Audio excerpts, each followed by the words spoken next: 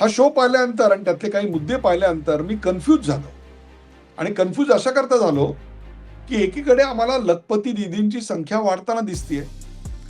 दुसरीकडे संसदेमध्ये महिला आरक्षणाचं जे बिल होतं, ते विधेयक सादरच होऊ शकलं नाही. त्याच्या पास करण्यामध्ये अडचणी निर्माण झाल्या. त्या कोणामुळे झाल्या, संसद कोणामुळे चालली नाही, हे देखील समोर आहे. आणि तिसरीकडे हा असा महिलांबद्दलचा, मुलींबद्दलचा, युवतींबद्दलचा कळवळा.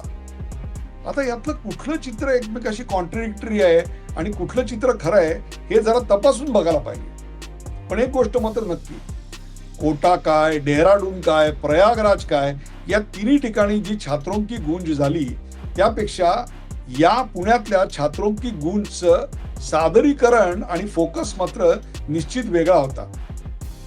आता भारतीय जनता पक्षाकडून, त्यांच्या सोशल मीडियाकडून याच्यावर बऱ्याच गोष्टी केल्या जातील आणि अनेक सोशल मीडिया इन्फ्लुएन्सर्सना या कार्यक्रमात सहभागी होण्याकरता काँग्रेसकडून बरीच आमिष दाखवली गेली, अशा गोष्टी सुद्धा पुढे आलेल्या आहेत.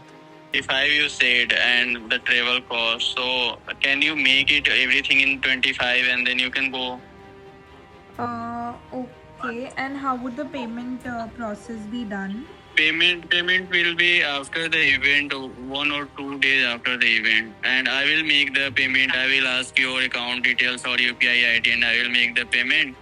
And Okay. there I will share a contact of a person. He will connect with you and he will guide you. He will provide you the pass and all.